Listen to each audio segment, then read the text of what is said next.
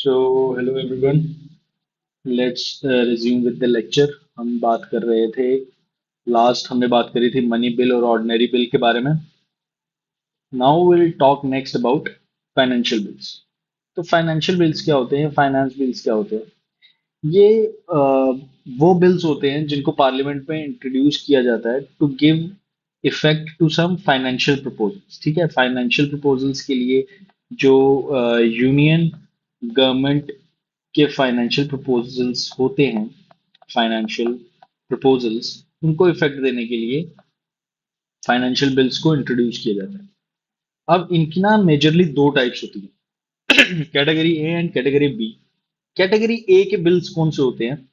जो उन प्रोविजंस के साथ डील करते हैं जो कि आर्टिकल 110 में आते हैं, and some plus some general legislations, general law making के साथ।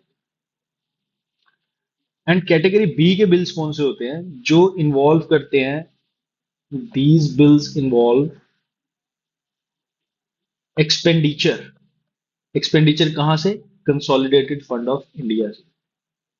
ओके, नाउ नेक्स्ट कम्स, हमें एक इन बिल्स को समझने के लिए money bill, financial bill, category A और कैटेगरी बी के जो बिल्स हैं, उनको तीनों को समझने के लिए हमें इनमें एक बाइफर्केशन करनी पड़ेगी, इनमें एक डिफरेंस करना पड़ेगा।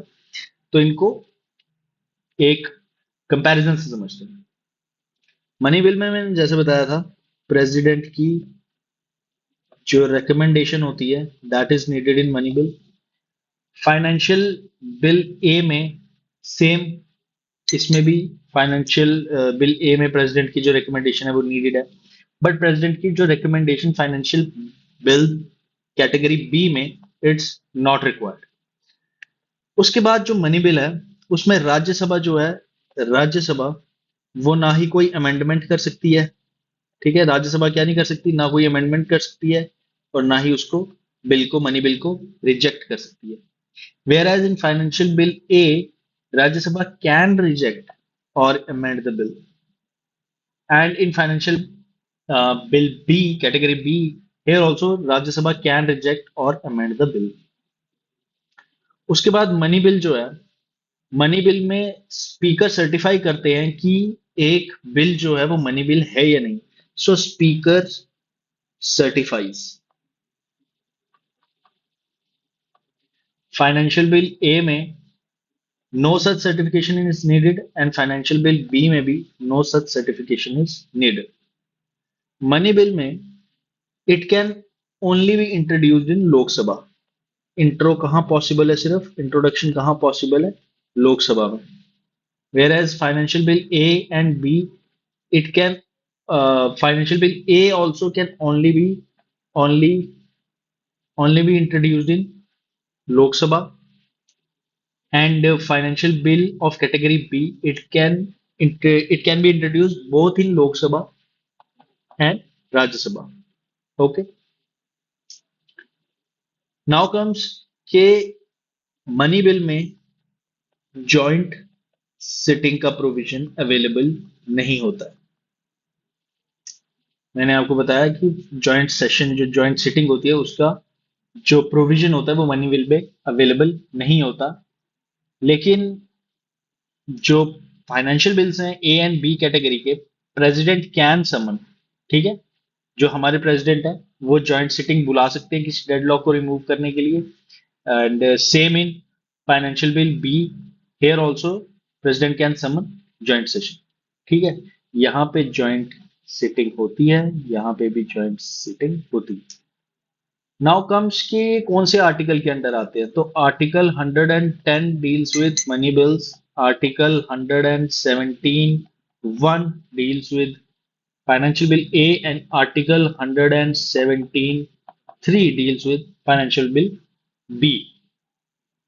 Now the money bill का जो नेक्स्ट पॉइंटर है, मनी बिल कंटेन्स प्रोविजन जो कि डील करते हैं with specific matters that are,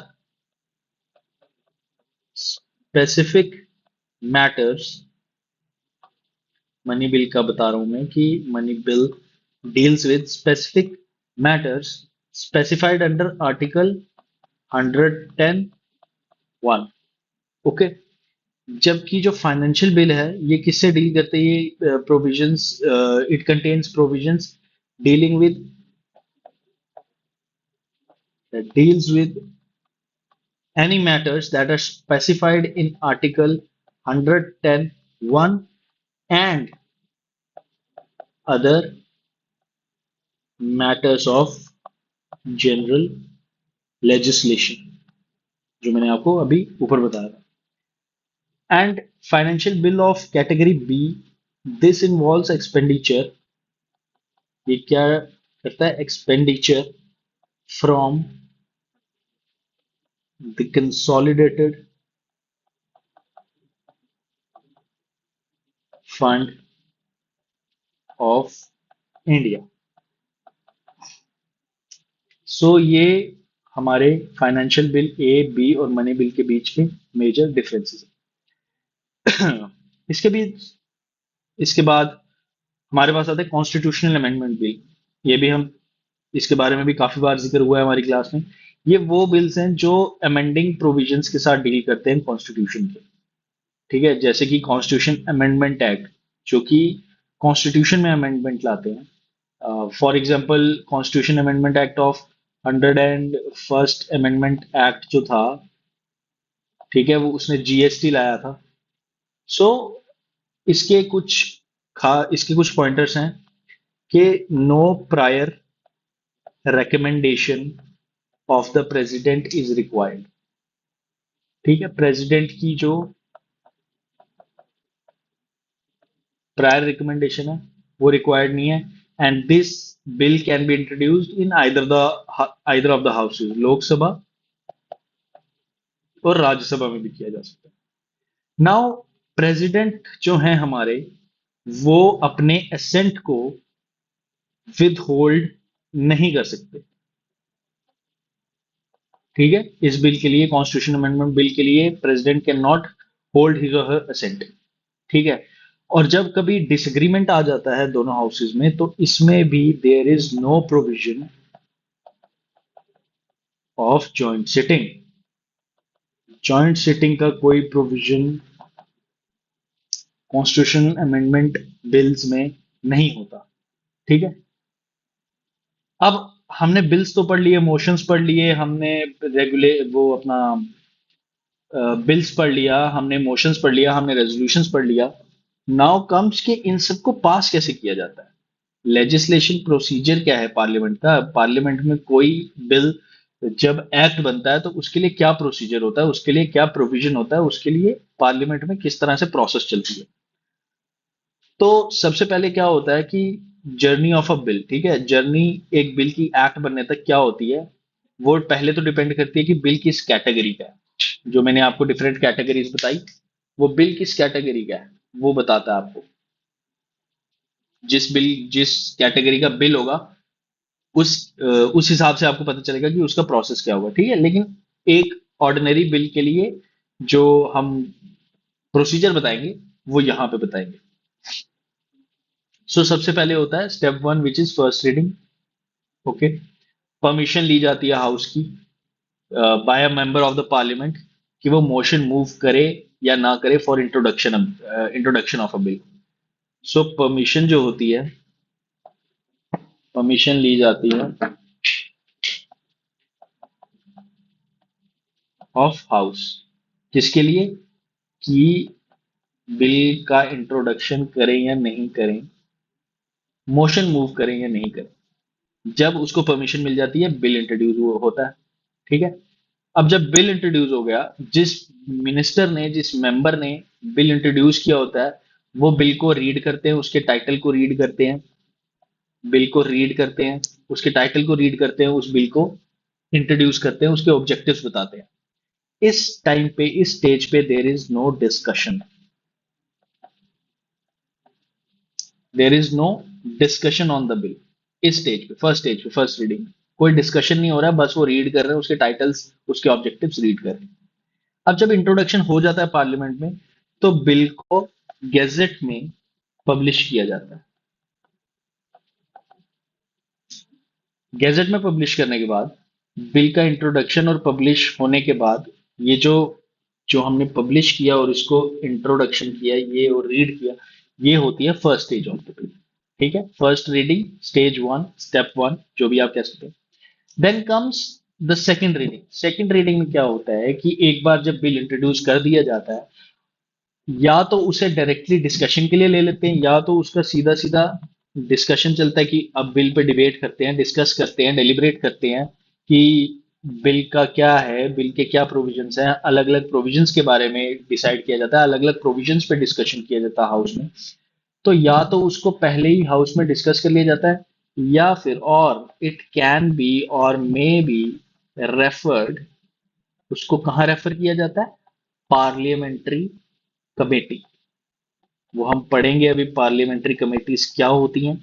तो इसको पार्लियामेंट्री कमेटी, कौन सी पार्लियामेंट्री कमेटी?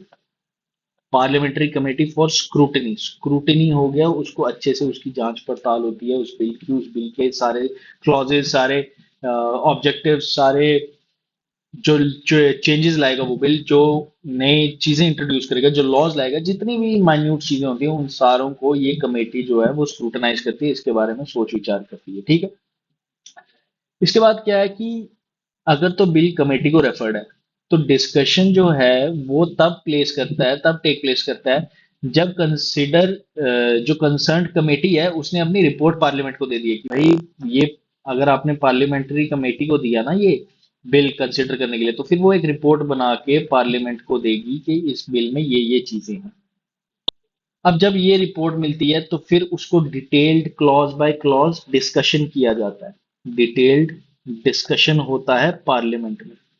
पहले कमेटी ने किया, अब डिटेल डिस्कशन जो होगा वो पार्लियामेंट में होगा। और उसके बाद क्या होते हैं कि मेंबर्स जो होते हैं वो अमेंडमेंट्स मूव करते हैं।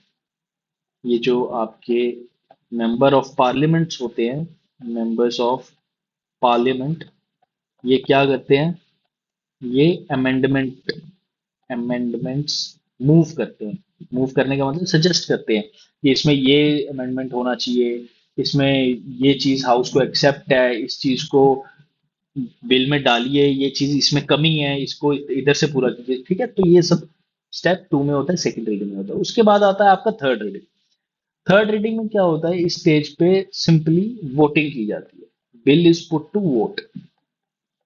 Bill is put to vote. ठीक है, वोट किसके लिए? या तो आप इसको बिल को एक्सेप्ट करो या इसको रिजेक्ट करो। बिल को वोट के लिए पुट किया जाता है, और इस स्टेज पे नो अमेंडमेंट। इस स्टेज पे अब कोई अमेंडमेंट नहीं हो सकता, कोई अमेंडमेंट प्रपोज नहीं होगा, कोई अमेंडमेंट एक्सेप्ट नहीं होगा। अगर बिल को मेजोरिटी से मेंबर्स पास कर देते हैं, present and voting, that is simple majority. ये आप ध्यान रखिए, ये हम ऑर्डिनरी बिल की बात कर रहे हैं। तो अगर सिंपल मेजोरिटी मिल जाती है तो बिल जो है उसको ट्रांसफर कर दिया जाता है अनदर हाउस। मतलब अगर राज्यसभा का बिल है, उसको मेजोरिटी मिल गई, पास हो गया, तो वो लोकसभा में चल जाएगा। लोकसभा का अगर बिल है, उसको मेजोरिटी से पास कर दिया लोकसभा ने, तो वो राज्यसभा में चला जाएगा अगले अपने स्टेप के लिए। तो जब दोनों से पास हो जाता है, बोथ हाउसेस व्हेन दे पास, ठीक है, तो उसको क्या मिलता है? प्रेसिडेंट का असेंट मिलता है। लेकिन पहले हम देखते हैं अदर हाउस में होता क्या है। दूसरे हाउस में जब बिल जाता है तो क्या होता है? जब बिल को दूसरे हाउस में दे दिया जाता है तो वो सेम स्टेप से जाता है। यही पहली दूसरी ये जो रीडिंग्स है ना, ये सेम स्टेप्स दूसरे हाउस में भी की जाती हैं। अब अगर दूसरा हाउस है, वो सिंपल मेजोरिटी से बिल को पास कर देता है। अगर सिंपल मेजोरिटी से दूसरा हाउस भी पास कर देता है बिल को, सिंपल मेजोरिटी से अगर बिल पास हो जाता है, तो फिर वो चला जाता है प्रेसिडेंट के पास। ठीक है।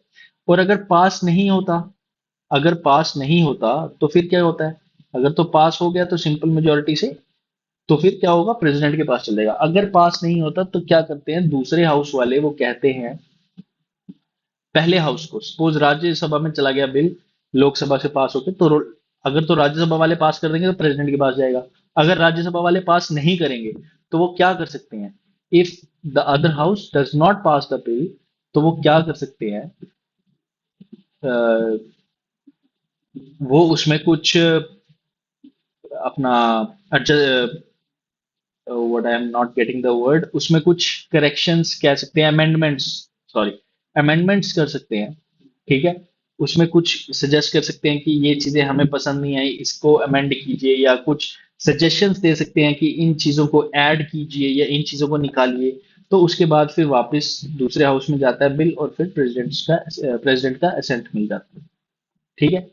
और जब प्रेसिडेंट का असेंट मिलता है, when the bill gets the assent of the president and is passed by both the houses, तो प्रेसिडेंट के असेंट मिलने के बाद बिल जो है हमारा एक्ट बन जाता है। फिर वो लॉ बन जाता है, फिर वो एक्ट बन जाता है।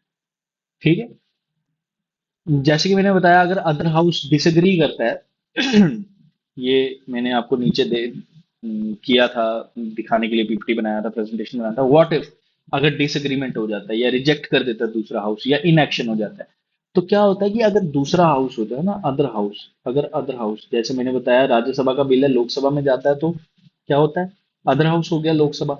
अगर लोकसभा में ओरिजिनेट हुआ है बिल और राज्यसभा में जा रहा है, तो राज्यसभा क्या कर सकता है?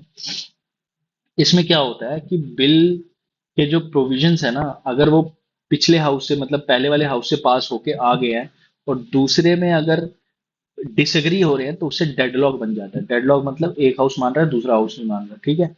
इस डेडलॉक को, ये डेडलॉक किन तीन वजहों से आ सकता है? या तो डिसएग्रीमेंट हो जाए, मतलब नहीं मान रहे, या तो रिजेक्ट हो जाए कि अब लेंगे ही नहीं, रिजेक्ट ही कर दिया बिल। और इनएक्शन, इनएक्शन मतलब कुछ कार्रवाई कर ही नहीं रहे वो, बिल वहां का वहीं पड़ा है। ठीक है। तो डिसएग्रीमेंट क्या होता है कि अगर दूसरा हाउस है, वो अमेंडमेंट सजेस्ट करता है बिल के लिए, और वो पहला वाला हाउस कहता है कि नहीं, हम नहीं एक्सेप्ट करेंगे ये। ठीक है ना, जहां पे ओरिजिनेट हुआ है, तो वो हो जाता है डिसएग्रीमेंट। मतलब जो सजेशंस होते हैं या जो अमेंडमेंट्स होते हैं ना, that are amendments not acceptable. कौन? Not acceptable by whom? By the house जहां पे बिल ओरिजिनेट हुआ है, the house where the bill originated, मतलब जहां से निकला है वो बिल, लोकसभा से निकला है। तो राज्यसभा ने अमेंडमेंट बोले कि ये अमेंडमेंट करो, लेकिन लोकसभा कहता है नहीं जी, हम नहीं अमेंडमेंट करेंगे। तो उस समय जहां से ये एक्सेप्टेबल नहीं हो पाता है, उस समय अमेंडमेंट्स एक्सेप्टेबल नहीं होते, तो उस समय डिसएग्रीमेंट हो जाता है दोनों हाउसेस में।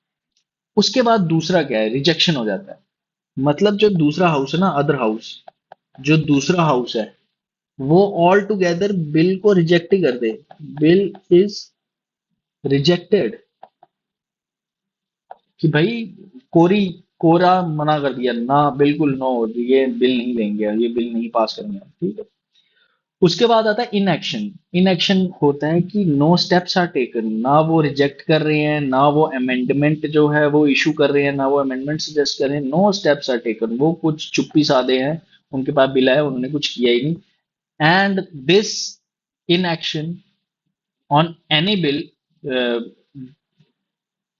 Last for 6 months. ठीक है। ये कितनी देर के लिए हो सकता है? ये 6 मंथ्स के लिए लास्ट कर सकता है। और कॉन्स्टिट्यूशन अंडर आर्टिकल 108 क्या प्रोवाइड करता है? जॉइंट सिटिंग उस समय प्रोवाइड करता है कि आप दोनों houses, Rajya Sabha Lok Sabha, green floor red flour, दोनों आप एक साथ बैठिए और आप जॉइंट सिटिंग करके इसको सुलझाइए, डेडलॉक को सुलझाइए। और डेडलॉक का क्या, मैंने बताया था आपको, जॉइंट सिटिंग होती है। जॉइंट सिटिंग के अब कुछ प्रावधान है, वो मैं आपको बताऊंगा। समन कौन करता है, बुलाता कौन है जॉइंट सिटिंग के लिए? कौन बुलाता है कि दोनों हाउसेज को आओ जॉइंट सिटिंग करो? तो समन जो करते हैं वो हमारे प्रेसिडेंट करते हैं। Summoning of the joint sitting वो कौन करते हैं? प्रेसिडेंट करते हैं। President can summon joint sitting of the parliament under article 108, जो कि मैंने अभी जस्ट आपको बताया। ठीक है। डेडलॉक को, दोनों हाउसेस के डेडलॉक को रिजॉल्व करने के लिए प्रिजाइडिंग ऑफिसर, मैंने आपको बताया था स्पीकर की ये एक्सक्लूसिव पावर होती है कि चेयरमैन नहीं, जो हमारे हैं, जो राज्यसभा के चेयरमैन हैं, वो नहीं डेडलॉक जॉइंट सिटिंग को प्रिसाइड करते हैं, बल्कि स्पीकर करते हैं। ये स्पीकर के पास एक ओवर द हेड, एक ऊपर स्टेप हम कह सकते हैं, चेयरमैन से एक एक्सक्लूसिव पावर है स्पीकर की कि वो जॉइंट सिटिंग को प्रिसाइड करते हैं। और अगर स्पीकर एब्सेंट है, तो फिर डेप्यूटी स्पीकर उसको प्रिसाइड करेंगे, डेप्यूटी स्पीकर उसकी अध्यक्षता करेंगे उस जॉइंट सिटिंग की। और अगर डेप्यूटी स्पीकर भी एब्सेंट है तो डेप्यूटी चेयरमैन करेंगे। I am sorry what is happening. Yup, deputy speaker भी एब्सेंट है तो डेप्यूटी चेयरमैन, नॉट चेयरमैन, आप नोट कीजिए, चेयरमैन नहीं करेंगे। अगर वो भी एब्सेंट है तो deputy chairman of the Rajya Sabha presides over the joint session. Okay, now the presiding officer of the joint session जो है ना, इन केस अगर स्पीकर एब्सेंट हैं, डिप्यूटी स्पीकर एब्सेंट है, डिप्यूटी चेयरमैन एब्सेंट है, अगर ये भी एब्सेंट है, डिप्यूटी चेयरमैन भी एब्सेंट है, तो वो फिर मेंबर्स जो होते हैं वो डिसाइड करते हैं कि हमारा जो अध्यक्षता कौन करेगा, हमारी मीटिंग को प्रिजाइड कौन करेगा। ठीक है जी। अब आ जाते हैं हम मेजॉरिटी। मेजॉरिटी मैंने आपको बताया कि किस तरह की मेजॉरिटी चाहिए होगी।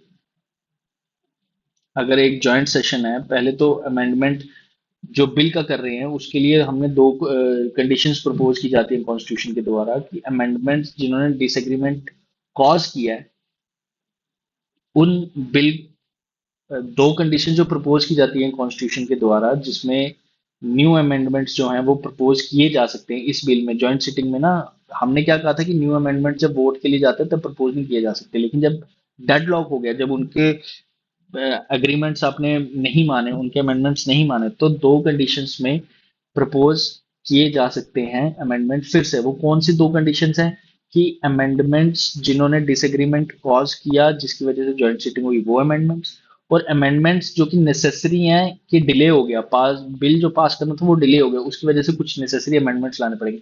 इन दो तरह के अमेंडमेंट्स जो हैं वो जॉइंट सिटिंग में प्रपोज किए जा सकते हैं।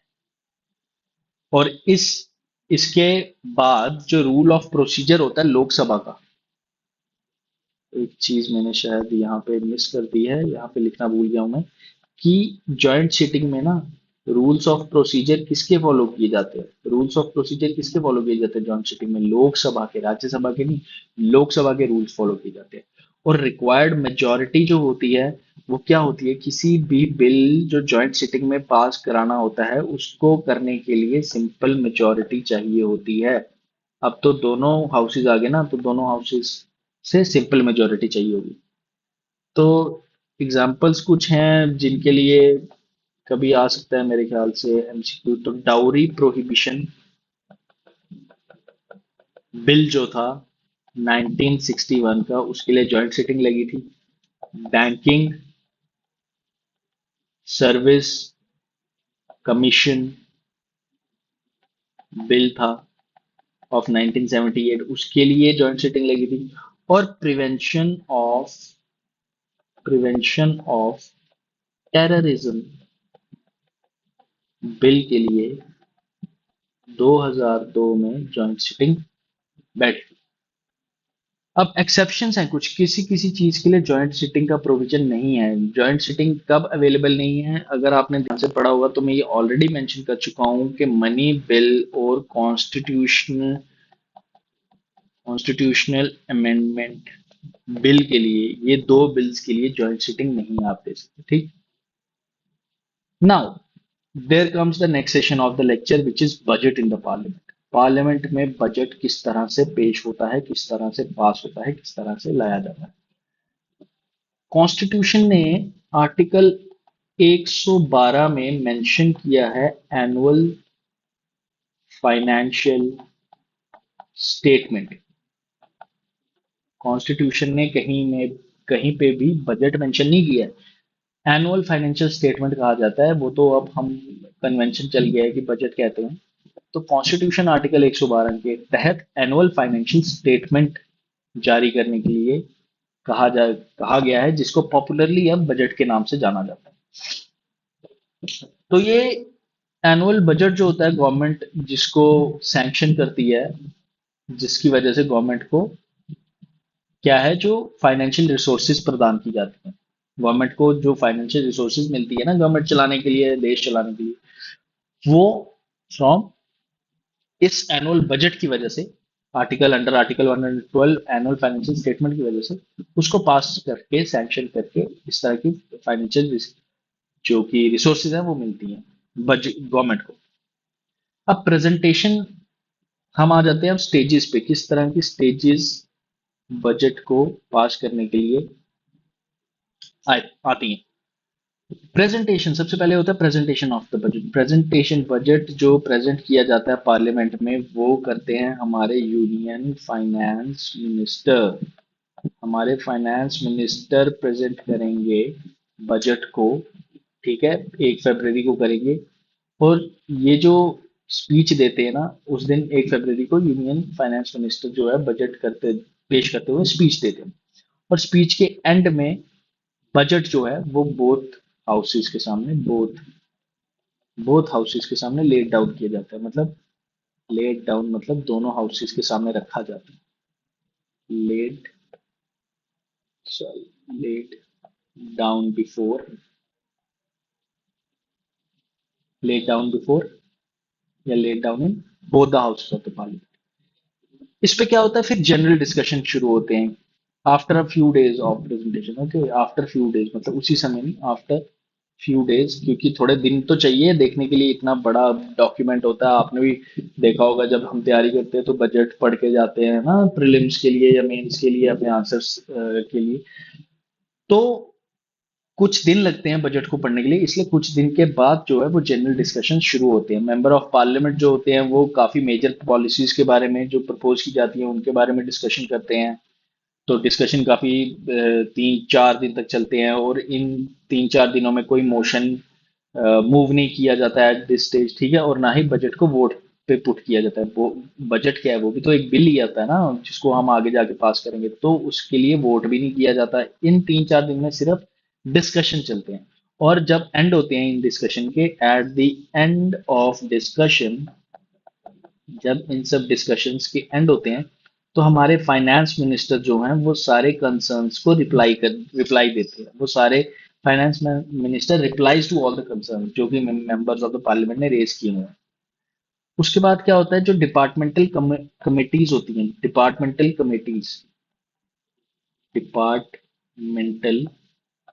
कमिटीज, जो ये कमेटीज होती है ना वो स्क्रूटनाइज करती हैं बिल। स्क्रूटनाइज मतलब उसकी अच्छे से मतलब देखा जाता है, पॉजिटिव्स देखे जाते हैं, नेगेटिव्स देखे जाते हैं कि बिल जो हमारा जो बजट है, जनरल डिस्कशन हुआ है बजट पे जो दोनों हाउसेस ने किया है, वो किस तरह, जो बजट पेश किया है वो किस तरह का बजट है, वो उसके क्या पॉजिटिव्स हैं, उसमें क्या खामियां हैं, उसमें क्या पॉलिसीज नई दी गई हैं। जो हर पॉलिसी के मतलब काफी सारा हर पॉलिसी के बारे में पढ़ा जाता है, उसके बारे में अच्छे से सोच विचार किया जाता है। और ये कुछ 3 हफ्ते मिलते हैं, और इन 3 हफ्तों के लिए जो जनरल डिस्कशन बजट पे जब कंक्लूड किया जाता है तो जो पार्लियामेंट को अडजर्न कर दिया जाता है 3 हफ्तों के लिए। इसके बाद क्या होता है, इस समय पे ना जब स्क्रूटनाइज हो रहा होता है डिपार्टमेंटल कमेटीज के पास जब होता है तो पार्लियामेंट अडजर्न हो जाता है। मैंने अडजर्नमेंट आपको पहले ही बताया था। पार्लियामेंट पे एक रोक लग जाती है, एक अडजर्न, एक तरह से अडजर्न हो जाता है। अब इन 3 वीक्स में क्या होता है, जो डिपार्टमेंट रिलेटेड स्टैंडिंग कमेटीज होती हैं, स्टैंडिंग कमेटीज वो हम बताएंगे आपको स्टैंडिंग कमेटीज क्या होती है, वो पार्लियामेंट्री कमेटीज में पढ़ेंगे हम। तो हर डिपार्टमेंट की जो स्टैंडिंग कमेटी होती है वो बिल को स्क्रूटनाइज करती है, उनकी demand for grants, her department की, हर मिनिस्ट्री को पैसा चाहिए, कितनी जितनी मिनिस्ट्री, रेलवे मिनिस्ट्री को पैसा चाहिए अपना, ये रोड एंड ट्रांसपोर्ट मिनिस्ट्री को पैसा चाहिए, जल मिनिस्ट्री को जो पैसा चाहिए, हर मिनिस्ट्री को पैसा चाहिए। तो हर मिनिस्ट्री का, हर डिपार्टमेंट की डिमांड फॉर ग्रांट क्या होता है, डिमांड फॉर ग्रांट मैं आपको अभी बता रहा हूँ कि डिमांड फॉर ग्रांट होता है जब आप अपनी मिनिस्ट्री की डिमांड रखते हैं, मेरी मिनिस्ट्री को अगले साल के लिए इस बजट में इतना पैसा चाहिए, तो उन वो डिमांड फॉर ग्रांट होता है। उसके ऊपर देखा जाता है कि कौन सी मिनिस्ट्री कितना पैसा मांग रही है, उनको कितने पैसे की जरूरत है भी या नहीं है, उनकी किस किस तरह की पॉलिसीज है, ये सब देखा जाता है। उसके बाद क्या होता है, उसके बाद इस डिमांड फॉर ग्रांट्स में जितना पैसा हर मिनिस्ट्री ने मांगा है उसके ऊपर, डिमांड के ऊपर वोट किया जाता है। इसके ऊपर फिर से एक डिटेल डिस्कशन होता है, डिटेल डिस्कशन होता है जिसके बाद वोटिंग होती है। ओके, तो जब डिटेल डिस्कशन होता है, वोटिंग होती है, डिमांड ऑफ और डिमांड फॉर ग्रांट्स जो अलग अलग मिनिस्टर्स डिमांड करते हैं उसके ऊपर वोटिंग होती है। और जो डिमांड्स होती है ना वो मिनिस्ट्री वाइज रखी जाती है, हर मिनिस्ट्री की अपनी डिमांड होती है, हर डिमांड के ऊपर वोट किया जाता है और ये वोटिंग सिर्फ कौन करता है, लोकसभा करती है। राज्यसभा का कोई पावर नहीं है डिमांड फॉर ग्रांट्स के ऊपर, राज्यसभा का कोई पावर नहीं है डिमांड फॉर ग्रांट्स के ऊपर कि कितना पैसा किस मिनिस्ट्री को देना। उसके बाद आता है अप्रोप्रिएशन बिल। अप्रोप्रिएशन बिल क्या है कि अप्रोप्रिएशन बिल जो कॉन्स्टिट्यूशन ने मैंडेट किया हुआ है, एक मैंडेट दिया हुआ है कि जब तक आपको कंसोलिडेटेड फंड ऑफ इंडिया है ना, जो कंसोलिडेटेड फंड ऑफ इंडिया, उससे अगर कोई पैसा निकालना है तो वो बिना पार्लियामेंट के लॉ के नहीं निकल सकता, उसके लिए पार्लियामेंट को लॉ पास करना होता है। अगर आपको पैसा निकालना है कंसोलिडेटेड फंड ऑफ इंडिया से, that can not be done without enacting a law by the parliament। आपको उस फंड से पैसा निकालना है तो पार्लियामेंट को लॉ पास करना पड़ेगा। इसके लिए एक बिल जो होता है जिसमें सारी, ये मैंने आपको बता रहा हूँ जो इतनी देर से डिमांड फॉर ग्रांट्स जो इसमें डाली जाती हैं एक बिल में, उस पे वोट करता है लोकसभा। और expenditure charge on consolidated fund of India, उसको भी इंट्रोड्यूस किया जाता है लोकसभा। एक्सपेंडिचर चार्ज भी मैं आपको बताऊंगा एक्सपेंडिचर चार्ज क्या होता है लोक on consolidated fund of India.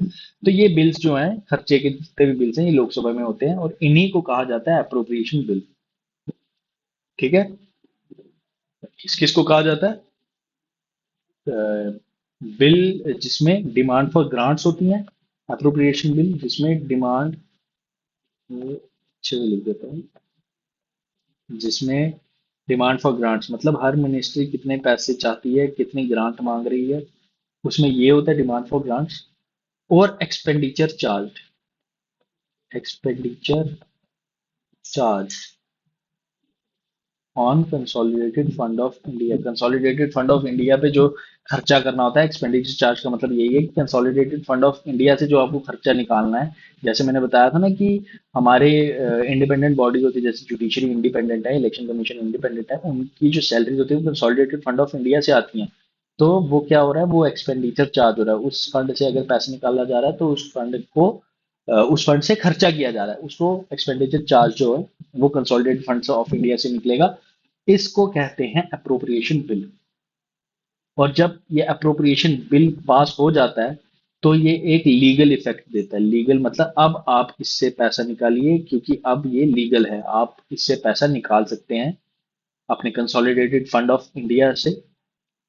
और ये ऑथराइज करता है गवर्नमेंट को कि अब आप, ये लीगल इफेक्ट जब ये लीगल हो गया ना, तो फिर ऑथराइजेज गवर्नमेंट को ऑथराइज करता है कि अब आप कंसोलिडेटेड फंड ऑफ इंडिया से पैसा निकालो, अब आप निकाल सकते हो। क्यों? क्योंकि उसके लिए लॉ पास करना था, बताया था ना मैंने, पार्लियामेंट्री लॉ चाहिए ना सीएफआई से पैसा निकालने के लिए। जब ये लॉ पास हो गया, बिल पास हो गया, तो गवर्नमेंट के पास अथॉरिटी आ गई वो बिल से पैसा निकाल, वो कंसोलिडेटेड फंड ऑफ इंडिया से पैसा निकालने। इसके बाद आपका आता है passing of finance bill. Passing of finance bill, passing of finance bill है कि जो जितने भी फाइनेंशियल प्रपोजल्स होते हैं ना यूनियन गवर्नमेंट के आने वाले साल के लिए, वो इस बिल में होते हैं। इस बिल में क्या होता है, जैसे अब बजट डाला ना, तो बजट के ये एक फाइनेंशियल प्रपोजल्स भी होंगे ना, कुछ उसमें खर्चे थोड़ी होंगे, फाइनेंशियल प्रपोजल्स भी होंगे कि आने वाले साल में हमें, फाइनेंशियल ईयर में हमें कुछ फाइनेंसेस इस तरह के हैं जो प्रपोज करते हैं, वो उसमें फाइनेंस बिल में उसको इनकॉर्पोरेट किया जाता है। और इस ये जब ये फाइनेंस बिल पास हो जाता है ना, ये फाइनेंस बिल होता है लास्ट स्टेज ऑफ किसका, बजट के इनैक्टमेंट का, इनैक्टमेंट ऑफ बजट। ओके। ये जब फाइनेंस बिल पास हो जाता है ना, तब हम कहते हैं कि हमारा जो पूरा जितना जो बजट था वो पास हो गया है, बजट जो है हमारा, इट इज पास्ड। हमने आपको जो स्टेप्स बताए, कौन कौन से स्टेप्स थे, मैं आपको इधर एक समरी दे देता हूँ। Steps in passing of budget. पहला हो गया प्रेजेंटेशन, पहले आपने बिल को प्रेजेंट किया, फिर डिस्कशन किया उस पे, ओके, फिर उसको स्क्रूटिनाइज किया गया, उसकी स्क्रूटिनी की गई बाय डिपार्टमेंटल कमेटी, फिर वोटिंग हुई किस पे, डिमांड्स और फॉर ग्रांट्स पे, फिर हुआ पास क्या, अप्रोप्रिएशन बिल, और फिर हुआ पास फाइनेंस बिल। ये स्टेजेस है हमारी, जो कि अपना बिल, बजट को पास करने के लिए जितनी भी हमारी स्टेप्स है। इसके बाद आपने एक ये चीज देखी होगी, vote on account. Vote on account क्या होता है, जब आप, ये जो है ना अप्रोप्रिएशन बिल है ना, इसको पास करने में थोड़ा टाइम लगता है। ये चलता है थोड़ा, एक महीना चलता है, ये एक आधा महीना चलेगा, इसको पास होने के लिए टाइम लगेगा, लेकिन तब तक गवर्नमेंट को मनी तो चाहिए ना, पैसा तो चाहिए। पैसा तो चाहिए ना गवर्नमेंट रन करने के लिए। 31, जब आपका 31 मार्च को, 31 मार्च को आपका जब फाइनेंशियल ईयर एंड हो गया, तो गवर्नमेंट का पैसा तो खत्म हो गया, उन्होंने एक ही साल का पैसा लिया था, साल खत्म, 31 मार्च को फाइनेंशियल ईयर खत्म, एंड ऑफ फाइनेंशियल ईयर 31 मार्च को खत्म हो गया, तो यूनियन गवर्नमेंट को पैसा तो चाहिए ना। तो उस समय जब तक ये अप्रोप्रिएशन बिल पास नहीं होता, तब तक ये वोट ऑन अकाउंट क्या करता है, ये इस फंक्शनल जो डिफिकल्टी आती है ना कि भाई अब कैसे चलेगी गवर्नमेंट, तो उसके लिए क्या करता है, लोकसभा जो कॉन्स्टिट्यूशन है वो, उसने लोकसभा को ऑथराइज किया गया है कि आप कुछ एडवांस में पैसे ले लीजिए। ठीक है, जो एस्टिमेटेड एक्सपेंडिचर होगा फाइनेंशियल ईयर का जो पार्ट है, जब तक अप्रोप्रिएशन बिल नहीं पास होता, तब तक आप कुछ एडवांस में पैसा ले लीजिए। और इसको क्या है कि इसी को कहा जाता है वोट ऑन अकाउंट। और ये अप्रोप्रिएशन बिल के पास होने से पहले, जबकि गवर्नमेंट के पास ये एडवांस में पैसा लेने के, एडवांस में एक्सपेंडिचर, अपना एस्टिमेटेड एक्सपेंडिचर बता के उस फाइनेंशियल ईयर के पार्ट के लिए जो पैसा लेती है गवर्नमेंट, उसे वोट ऑन अकाउंट कहते हैं। ये वोट ऑन अकाउंट इस बजटरी प्रोसेस का एक प्रोविजन है। ओके, वोट ऑन अकाउंट जो है वो पास किया जाता है या ग्रांट किया जाता है आफ्टर जनरल डिस्कशन। ये जब हो गया ना जनरल डिस्कशन, ये मैंने बताया ना आपको, जनरल डिस्कशन जब ये हो जाता है ना, तो उसके बाद वोट ऑन अकाउंट आप ले सकते हैं। ये 2 महीने, आई गेस 2 महीने के लिए होता है ये। जो टोटल एस्टिमेशन है उसका 1/6 आप ले सकते हैं। सपोज आपका 1000 करोड़ का जैसे बजट है, तो उसका 6th पार्ट, 1/6 उसका आप ले सकते हैं वोट ऑन अकाउंट पे। और वो आपकी डिफिकल्टी जो आती है ना बीच में कि हमारा इसको जब तक पास नहीं होगा तो गवर्नमेंट कैसे चलेगी, तो उसका काम जो है वो एप्रोप्रिएशन बिल के लिए वोट ऑन अकाउंट करता है। I hope that is clear. Next comes motions, cut motions क्या होते हैं। कट मोशंस क्या होते हैं, जब बजटरी प्रोसेस चल रहा होता है, तो हम डिमांड करते हैं ना, जो वेरियस मिनिस्टर्स अपनी डिमांड रखते हैं कि मेरे को 1000 करोड़ चाहिए, मेरे को 10,000 करोड़ चाहिए, 2000, 3000 करोड़ चाहिए, डिमांड चाहिए, डिमांड फॉर ग्रांट्स जो मैंने अभी आपको बताया। तो उसको अमाउंट को कम करने के लिए, रिड्यूस करने के लिए जो मोशन आता है कि भाई इतना पैसा क्यों मांग रहे हो, इसको थोड़ा कम करो, उसके लिए कट मोशंस आते हैं। और cut motions can only be introduce इन लोकसभा। जैसे मैंने आपको सिंपल सी लॉजिक है कि अगर बजट जो है लोकसभा में आ रहा है, तो कट मोशन भी तो लोकसभा में ही आएगा। तो मनी बिल अगर मैं आपको जैसे बता रहा हूँ लोकसभा में ही आ रहा है, तो दैट इज ऑल्सो ऑब्वियस। अब लोकसभा का डिसीजन होता है, ये कट मोशंस का डिसीजन होता है, ये स्पीकर पे होता है सिर्फ। कट मोशन का जो डिसीजन होता है ना, ये स्पीकर पे होता है कि उसको पास किया जाए या ना किया जाए। और ये पास अगर हो गया तो गवर्नमेंट को दिक्कत हो जाएगी, जो पैसे मांग रहे हैं अगर उन्होंने ही पास करवा दिया तो दिक्कत हो जाएगी। तो इसलिए ये मेजोरिटी बड़ा कम होता है कि पास हो जाए, क्योंकि गवर्नमेंट बैठी हुई है, मेजोरिटी लेके बैठी हुई है ना। तो जब मेजोरिटी गवर्नमेंट की है, गवर्नमेंट ने ही पैसा मांगा है, तो बिल कैसे पास कर देगी वो पैसा कम करने के लिए।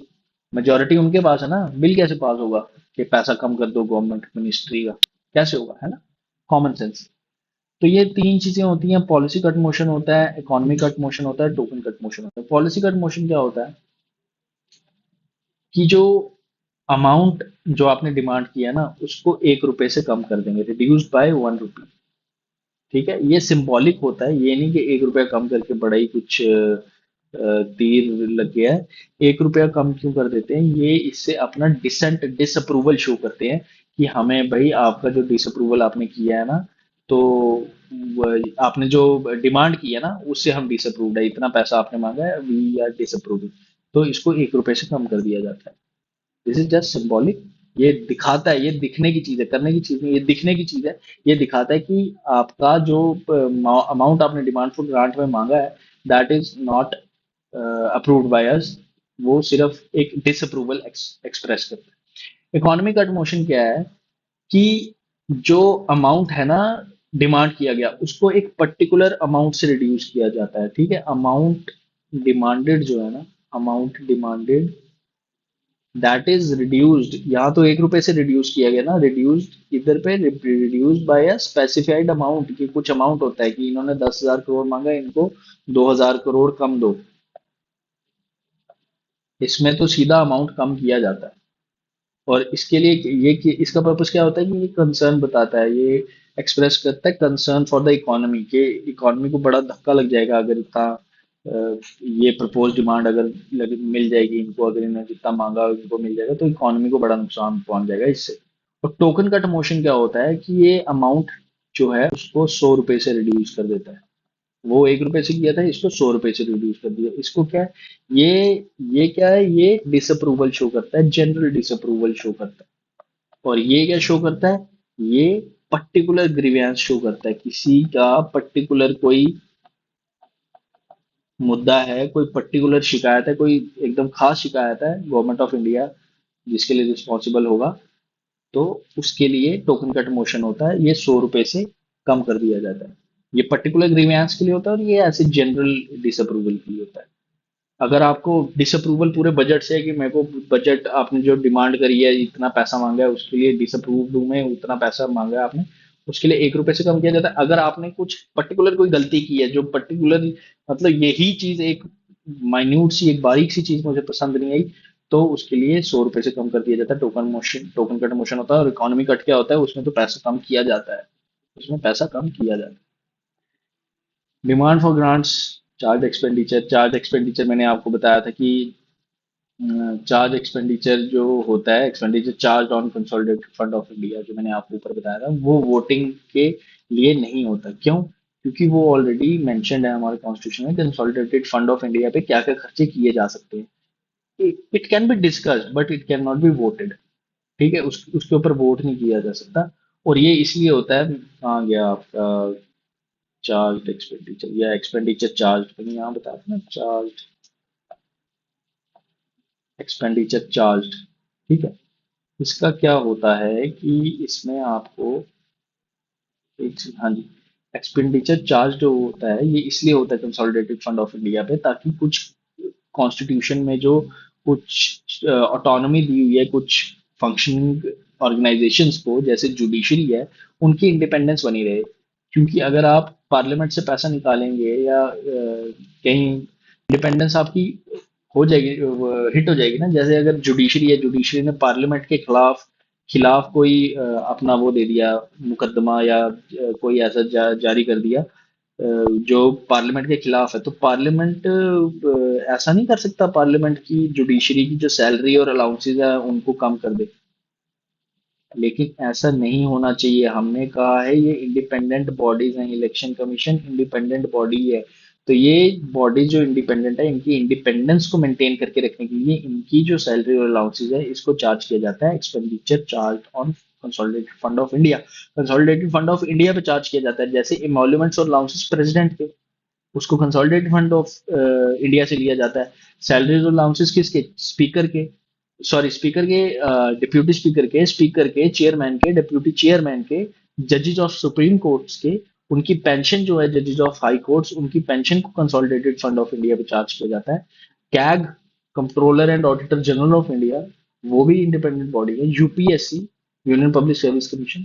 तो और कुछ तरह के एडमिनिस्ट्रेटिव एक्सपेंसेस होते हैं, इन चीजों को एक्सपेंडिचर चार्ज ऑन सीएफआई की डेफिनेशन में रखा जाता है, क्योंकि ये कंसोलिडेटेड फंड ऑफ इंडिया पे चार्ज किए जाते हैं।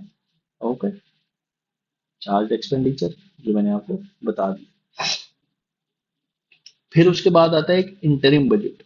इंटरिम बजट क्या होता है कि ये उस समय आता है जो इलेक्शन का साल होता है, जो इलेक्शन ईयर होता है ना, जिस साल इलेक्शन होने वाला होता है।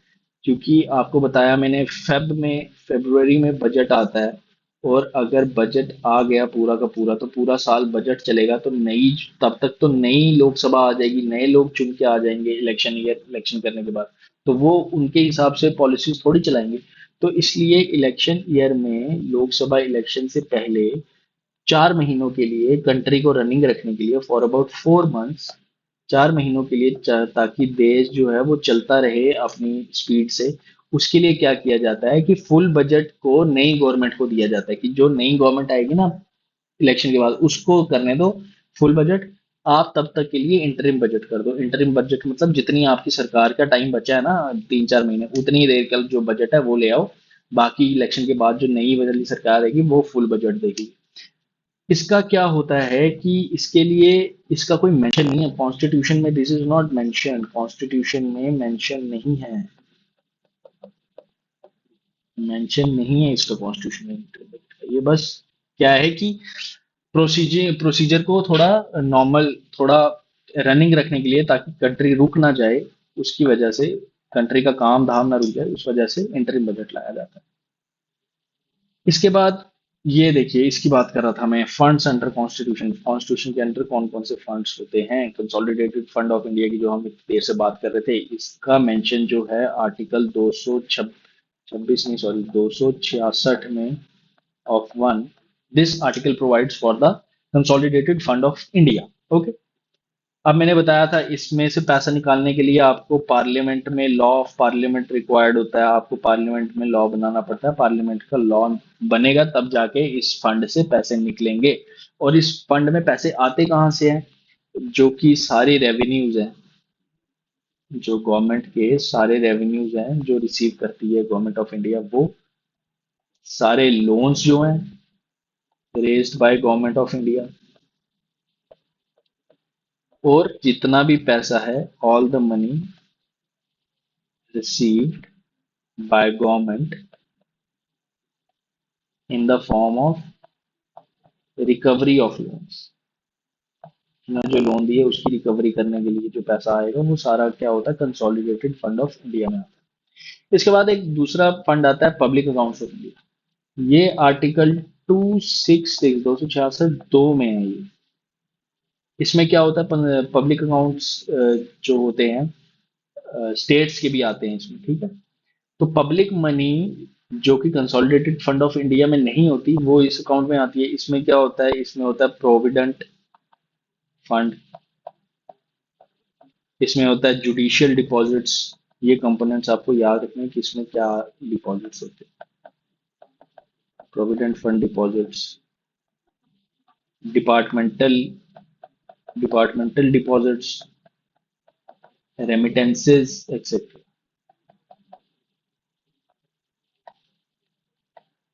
और ये जो है, इसके लिए, इसमें से पैसा निकालने के लिए आपको पार्लियामेंट का अप्रूवल नहीं चाहिए होता। There is no parliamentary approval needed और required for withdrawing money from public accounts of India. उसके बाद आता है आपका कंटिजेंसी फंड ऑफ इंडिया। ये आर्टिकल 267 के अंडर है। और कंटिजेंसी फंड ऑफ इंडिया, ये फंड ऑफ इंडिया कौन होल्ड करता है? It is held by finance secretary, ठीक है। ऑन किसके बिहाफ पे? On behalf of president. तो प्रेसिडेंट के अंडर ये होता है, on behalf of president hold इसको करता है फाइनेंस सेक्रेटरी ऑफ इंडिया। और इस फंड को अनफोर्सीन एक्सपेंडिचर के, कल को सपोज कोई ऐसी आपदा आ गई हमारे देश में, कोई ऐसा संकट आ गया है अनफोर्सीन, कोई ऐसा एक्सपेंडिचर जिसके बारे में हमने सोचा नहीं था, कोई कैलामिटी की वजह से, कोई नेचुरल डिजास्टर की वजह से, या कोई फाइनेंशियल इमरजेंसी की वजह से कोई ऐसा डिपॉजिट खतरा आ जाता है, अनफोर्सीन एक्सपेंडिचर आ जाता है, तो ये अमाउंट ऑफ मनी इसमें डिपॉजिट की जाती है कि उससे हमें सुरक्षा, उसके लिए हम तैयार रहें। और इस जो इसमें अमाउंट है ना, कि कितना अमाउंट होना चाहिए इस फंड में, कि इस फंड में कितना अमाउंट होना चाहिए, उसको डिसाइड करता है पार्लियामेंट, कि इसमें कितना पैसा होना चाहिए, उसको डिसाइड करता है पार्लियामेंट। अब आता है types of grants. Types of grants क्या है कि अलग अलग तरह की ग्रांट्स होती हैं, कि कुछ एक्स्ट्रा ऑर्डिनरी, जब स्पेशल या एक्स्ट्रा सर्कमस्टांसेस होते हैं, या उस तरह के सर्कमस्टांसेस जब आते हैं, एक्स्ट्रा ऑर्डिनरी सर्कमस्टांसेस आते हैं, तो ये ग्रांट्स जो हैं, these are made by parliament. उस समय पे पार्लियामेंट ये ग्रांट्स लेके आता है। तो ये बजट बजट के अलावा जो होता है ना पैसा, वो होता है। ठीक है, ये budget in addition to the money sanction in the budget, जितना बजट में हमने सैंक्शन कर दिया उसके अलावा जो मनी होती है वो आता है। तो वो क्या होता है, वो कुछ तरह का होता है। सप्लीमेंट्री ग्रांट होती है, एडिशनल ग्रांट, एक्सेस, मैं बताऊंगा एक वन बाय वन क्या होता है। तो सप्लीमेंट्री ग्रांट क्या होती है, अगर जो पार्लियामेंट ने ऑथराइज आपको की है मनी अप्रोप्रिएशन एक्ट में, जो मैंने आपको बताया थोड़ी देर पहले, बजट में या कुछ भी किया, अगर वो सफिशिएंट नहीं है, अगर इनसफिशिएंट हो जाए आपके बजट, आपके पास जो अमाउंट है, अगर जो अमाउंट आप जो आपको पार्लियामेंट से मिला है, या इस तरह से इसको लिखिए, अ, जो अप्रोप्रिएशन एक्ट है, मतलब ये बजट के अंदर जो एक्ट बन चुका है अब, अप्रोप्रिएशन एक्ट की मनी अगर इनसफिशिएंट हो जाती है, इनसफिशिएंट फंड्स है, मतलब आपने जो काम करना था उसमें थोड़े पैसे ज्यादा लग रहे हैं, तो लोकसभा क्या है, लोकसभा इश्यूज एक्स्ट्रा मनी, उसके लिए आपको एक्स्ट्रा मनी दी जाएगी थ्रू दिस ग्रांट। उसके बाद आता है एडिशनल ग्रांट। एडिशनल ग्रांट क्या होता है कि एक फाइनेंशियल ईयर में कुछ एडिशनल एक्सपेंसेस आ जाते हैं जिसके बारे में हमने बजट में मेंशन नहीं किया था, या जिसके बारे में हमने सोचा नहीं था, तो उन एडिशनल एक्सपेंसेस को मीट करने के लिए, एडिशनल एक्सपेंसेस फॉर सम जैसे न्यू सर्विस, कोई नई चीज आ जाती है, कोई नई सर्विस आ जाती है, कोई इस तरह का हमें डिपार्टमेंट खोलना पड़ जाता है, या for any matter of any how, तो उस तरह के सर्विस से जो डिमांड अराइज होती है ग्रांट्स के लिए, जिसको हमने बजट में मेंशन नहीं किया था पहले, तो उसके लिए लोकसभा फिर से एक्स्ट्रा मनी देती है और एडिशनल मनी देती है। उसका नाम होता है, वो किसके थ्रू दिया जाता है, एडिशनल ग्रांट के थ्रू।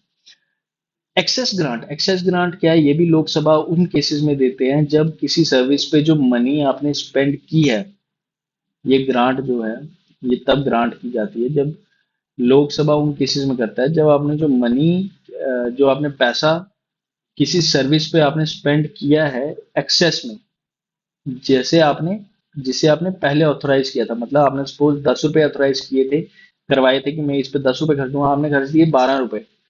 तो जो एक्स्ट्रा जो आपने खर्चा है ना, एक्सेस कर दिया, उसमें सप्लीमेंट्री में तो आपको चाहिए था, उन्होंने दिया, एक्सेस में आप ऑलरेडी खर्चा कर दिए हैं, ठीक है, आपने ऑलरेडी खर्चा कर दिया, तो उस खर्चे को मीट करने के लिए एक्सेस ग्रांट दी जाती है। और एक्सेस ग्रांट का एक फंक्शन और एक मैं कहना चाहूंगा कि एक फीचर ये है कि जब एक्सेस ग्रांट की डिमांड को सबमिट किया जाता है टू द लोकसभा, उस डिमांड को लेने के लिए, लगाने के लिए पहले वोटिंग चाहिए होती है। और ये वोटिंग कौन अप्रूव करता है, पब्लिक अकाउंट्स कमेटी। मतलब आपको एक वोटिंग करानी होती है कि मैंने एक्सेस पैसा खर्च दिया, मेरे को इसके लिए थोड़ा, मतलब आप करिए, एक्सेस पैसा जो मैंने खर्चा कर दिया अपनी मिनिस्ट्री के बाकी डिपार्टमेंट से जो जाना था, मैंने इस डिपार्टमेंट पे लगा दिया, एक्सेस हो गया, तो उसके लिए आप मेरे को रिइम्बर्स कीजिए, मेरी मिनिस्ट्री को रिइम्बर्स कीजिए। और उसके लिए जो पब्लिक अकाउंट्स कमेटी जो है वो वोटिंग करवाती है, और उस वोटिंग के बाद ही एक्सेस ग्रांट मिल पाता है। उसके बाद आता है आपका एक्सेप्शनल ग्रांट। एक्सेप्शनल ग्रांट क्या है, ये उन पर्टिकुलर और स्पेशल पर्पसेस के लिए होता है जो करंट सर्विस या किसी फाइनेंशियल ईयर का पार्ट नहीं होते हैं। मतलब अभी एक्सेप्शनल ग्रांट है ना, कि करंटली आप उसको यूज नहीं कर रहे हैं, अभी वो आपकी फाइनेंशियल ईयर का या करंट सर्विस का पार्ट नहीं है, तो कोई स्पेशल पर्पस आ गया, पर्टिकुलर कोई नया पर्पस आ गया, उसके लिए आपको एक्सेप्शनल ग्रांट की जरूरत पड़ती है। उसके बाद आता है आपका टोकन ग्रांट। टोकन ग्रांट क्या होता है कि जब आपने प्रपोज्ड जो एक्सपेंडिचर है किसी नई चीज पे लगाना था, उसको आपने रीअप्रोप्रिएट कर दिया। रीअप्रोप्रिएट का मतलब है आपने एक सर्विस से दूसरी सर्विस में ट्रांसफर कर दिया फंड, इसमें कोई एडिशनल एक्सपेंडिचर नहीं किया आपने, आपने क्या किया, ये टोकन ग्रांट होता है।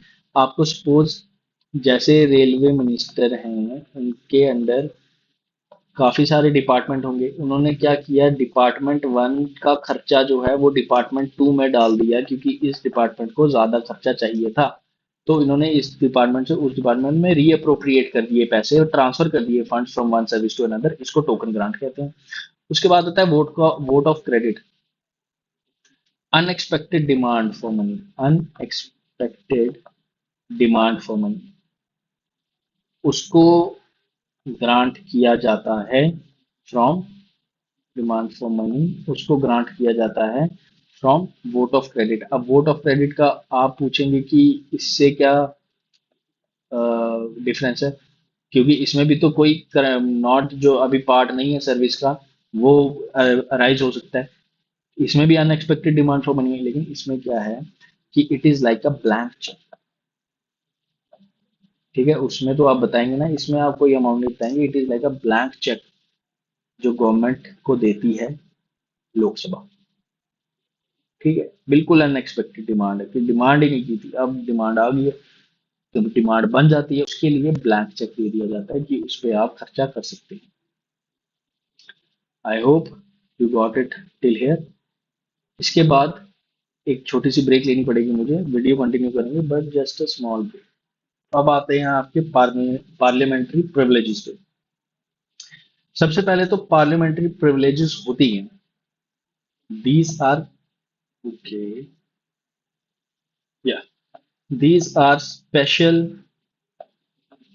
Rights, what rights of each house. Rajya Sabha के लिए भी, लोकसभा के लिए भी ये कुछ स्पेशल राइट्स होते हैं जो कि इनके मेंबर्स और इनकी कमिटीज एंजॉय करती हैं, पार्लियामेंट्री कमिटीज। ये क्यों दिए जाते हैं, क्यों, टू मेंटेन, प्रिविलेजेस क्यों दिए जाते हैं, to maintain independence of action के, हम उन, जो भी कोई पार्लियामेंट में काम कर रहा है उनके काम, वो अपना काम इंडिपेंडेंटली होके कर सकें और डिग्निटी से कर सकें, और dignity of the house of the parliament की कुछ ऐसी प्रिविलेजेस भी है ना कि जो पार्लियामेंट की डिग्निटी को बनाए रखने के लिए होते हैं। पार्लियामेंट की डिग्निटी क्या है कि आप किसी को पार्लियामेंट के अंदर आके अरेस्ट नहीं कर सकते, किसी एमपी को, एमएलए, किसी एमपी को पार्लियामेंट के अंदर आके अरेस्ट नहीं कर सकते without the permission of speaker, अगर लोकसभा में है तो इस तरह से, ताकि पार्लियामेंट की डिग्निटी बनी रहे। तो ये कुछ रीजंस हैं जिसकी वजह से हमें, हमारे एमपीज को पार्लियामेंट्री प्रिविलेज दी जाती हैं। और दीज आर स्पेशल राइट्स, कुछ स्पेशल राइट्स होते हैं जो हर हाउस के मेंबर को मिलते हैं, दोनों हाउस के मेंबर को मिलते हैं, कमेटीज को भी मिलते हैं, पार्लियामेंट को भी मिलते हैं और मेंबर्स को भी मिलते हैं। अब इसका सोर्स क्या है, पार्लियामेंट्री प्रिविलेजेस का क्या सोर्स है, पार्लियामेंट्री प्रिविलेजेस जो हैं इसके सोर्सेज हैं, कॉन्स्टिट्यूशन भी है, ठीक है, कॉन्स्टिट्यूशन भी इसका सोर्स है, रूल्स ऑफ प्रोसीजर भी है। रूल्स ऑफ प्रोसीजर किसका, लोकसभा का भी, राज्यसभा का भी, दोनों के रूल्स के procedure of procedure, and both the houses of the parliament, okay. And there are various laws also, parliament ने कुछ लॉज भी बनाए हैं, there are various laws to protect these privileges of parliamentarians. तो इस तरह से कुछ जजमेंट्स भी हो सकती हैं, कुछ कन्वेंशंस, मैंने आपको बताया था कन्वेंशन क्या होती है, जो कि प्रथा, प्रथा को कहते हैं कन्वेंशन, जो चलती आ रही है, ठीक है, कुछ कन्वेंशन चलती आ रही हो सकती है पार्लियामेंट की। तो उस हिसाब से ये सारी कॉन्स्टिट्यूशन में हमें प्रिविलेजेस मिलती हैं, और इसकी ये सोर्सेज मैंने आपको बता दिए। और कॉन्स्टिट्यूशन प्रोविजन क्या है, आर्टिकल 105, आर्टिकल 105 के अंदर ये सर्टेन प्रिविलेजेस को, जैसे फ्रीडम ऑफ स्पीच हो गया पार्लियामेंट में, उस तरह की कुछ चीजों को बताया गया है अंडर आर्टिकल 105। और ये क्या है, ये नॉन कोडिफाइड है। नॉन कोडिफाइड क्या है,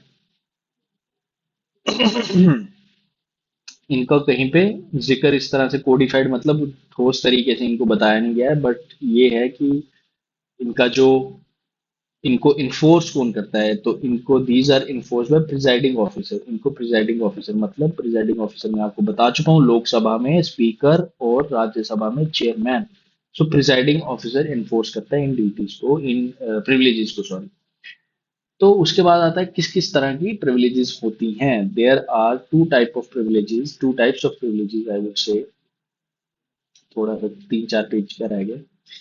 Two types of privileges. What is it? It is, one is collective privileges and the other one is individual privileges. So collective privileges क्या है? Collective privileges आगे salary and allowances, power to regulate the procedure, restriction on courts, publication of proceedings. Salary and allowances, collective privileges मतलब जो सब enjoy करते हैं, एक साथ enjoy करते हैं। Salary and allowances collective privilege है, मतलब पार्लियामेंट डिसाइड करेगा सैलरी और अलाउंस अपने मेंबर्स के और अपने ऑफिसर्स के। ये कलेक्टिव प्रिविलेज, पार्लियामेंट प्रिविलेजेस में ये कलेक्टिव प्रिविलेज का पार्ट है। Power to regulate the procedure, regulate the procedure, procedure को रेगुलेट किस तरह से किया जाए। पार्लियामेंट को अपनी प्रोसीडिंग्स अपने रूल्स के मुताबिक रेगुलेट करने का हक है। मैंने बताया ना, दोनों हाउसेस के पास है रूल्स ऑफ प्रोसीजर, लोकसभा के पास भी है, राज्यसभा के पास भी है। तो वो खुद से अपनी प्रोसीडिंग्स को रेगुलेट कर सकते हैं, ये एक प्रिविलेज है पार्लियामेंट की। उसके बाद restriction on courts, courts restricted है, restriction on courts, the courts are restricted, restriction on courts. Courts जो हैं उन पे पाबंदी है कि आप इंक्वायर नहीं कर सकते किसी प्रोसीडिंग के बारे में पार्लियामेंट की, कि पार्लियामेंट ने कोई मीटिंग चलाई और उस मीटिंग में कुछ ऐसी बातें हुई जो मतलब किसी चीज के खिलाफ थी, किसी रूल के खिलाफ थी, तो कोर्ट उसमें इंक्वायर नहीं कर सकता, कोर्ट कुछ नहीं कर सकता उसमें।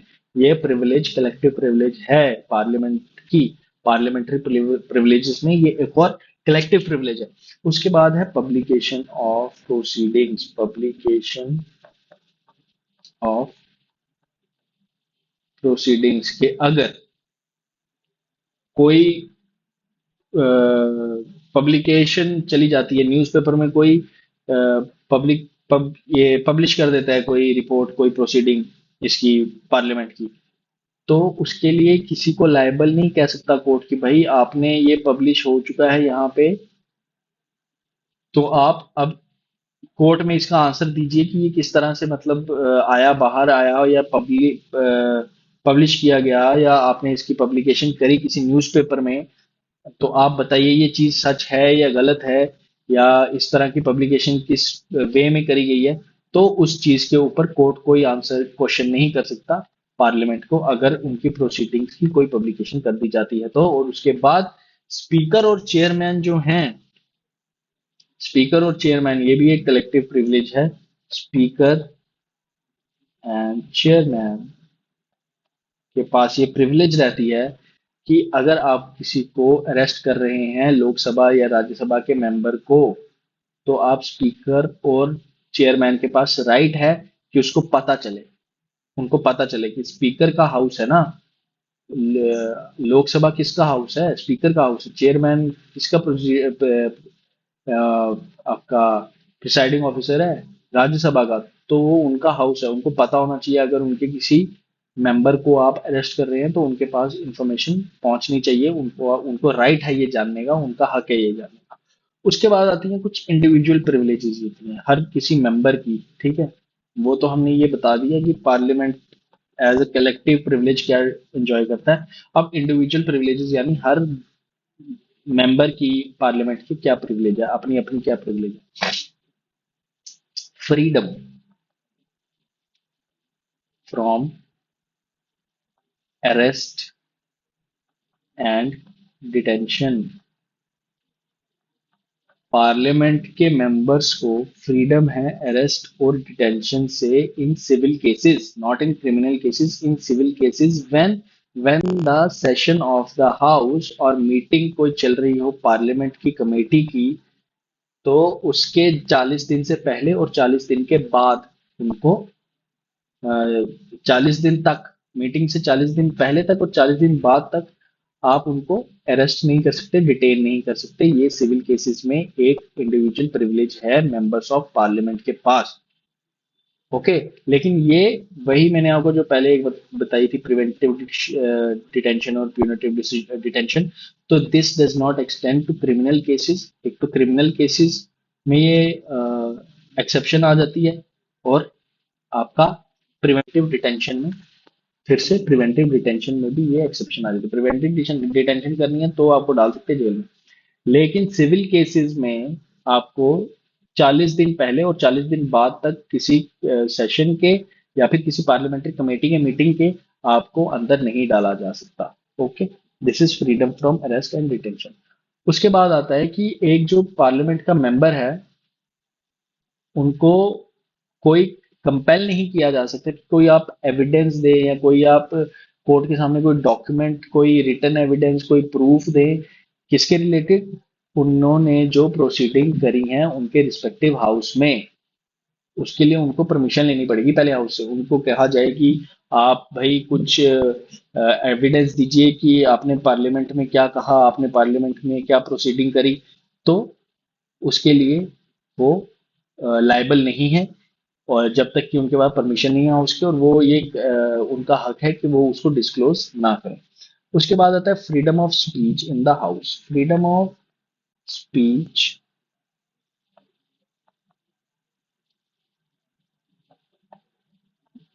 In the house.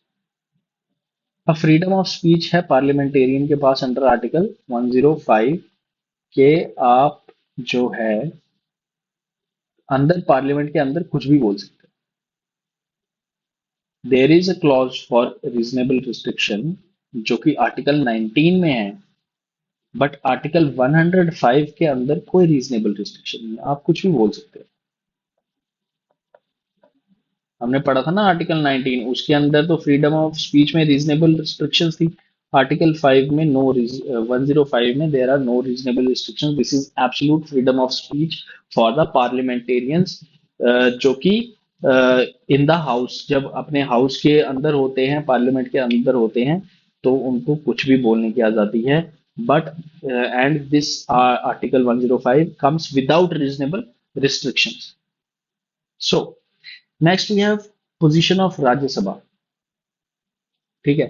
Position of Rajya Sabha क्या है, अब हम यहाँ पे देखना चाहते हैं। हमने राज्यसभा के बारे में पूरा पढ़ लिया, हमने लोकसभा के बारे में पूरा पढ़ लिया। अब हमें देखना है कि भाई लोकसभा ऊपर है, राज्यसभा ऊपर है, अनइक्वल है, इक्वल है, क्या चक्कर है।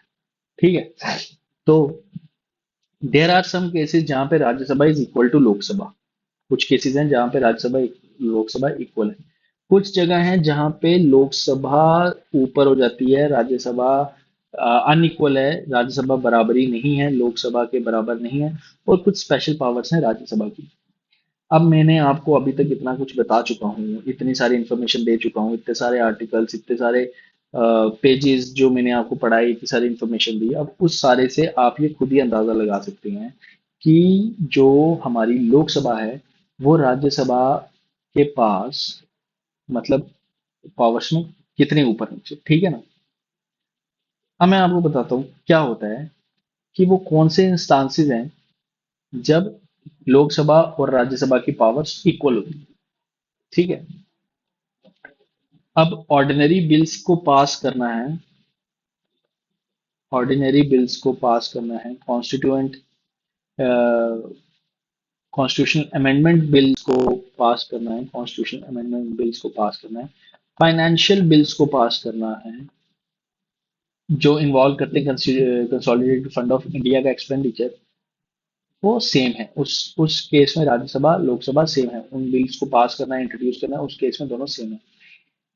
प्रेसिडेंट की इम्पीचमेंट, प्रेसिडेंट की मैंने बताया था इम्पीचमेंट के लिए दोनों हाउसेस जो हैं वो इक्वली, दोनों हाउसेस में हो सकती है उनकी इम्पीचमेंट की प्रोसीडिंग्स। और इलेक्शन ऑफ वाइस प्रेसिडेंट, दोनों वाइस प्रेसिडेंट इलेक्शन होता है, तो राज्यसभा लोकसभा दोनों इक्वल पावर्स हैं उस समय। प्रेसिडेंट के ऑर्डिनेंस को जब अप्रूवल चाहिए होता है तो राज्यसभा लोकसभा के इक्वल है, दोनों इक्वल है। इमरजेंसीज के टाइम पे जो इमरजेंसीज प्रोक्लेम करनी है emergency, national emergency, president rule और फाइनेंशियल इमरजेंसी जो है, उस समय उन तीनों इमरजेंसीज में उनकी प्रोक्लेमेशन, प्रोक्लेमेशन मतलब उनको जारी करना है, उनको घोषित करना है, उस समय तीनों ये अपना लोकसभा राज्यसभा इक्वल है। प्रोसेस ऑफ रिमूवल ऑफ जजेस, प्रोसेस ऑफ रिमूवल ऑफ जजेस, ठीक है, of supreme court and high courts. Consideration of reports of various bodies, जब फाइनेंस कमीशन कोई अपनी रिपोर्ट देता है, यूनियन पब्लिक सर्विस कमीशन कोई रिपोर्ट देता है, कैग कोई रिपोर्ट देता है, उस समय उन रिपोर्ट्स की जो कंसिडर करना है वो उस समय दोनों लोकसभा और राज्यसभा कर सकते हैं। तो जब इक्वल जो होते हैं जिस समय पे, वो मैंने आपको बता दिया कि दोनों कब इक्वल है। I hope you are getting it now. When these two are unequal, जब लोकसभा, राज्यसभा और लोकसभा इक्वल नहीं होते हैं, या Rajya Sabha is not equal to Lok Sabha,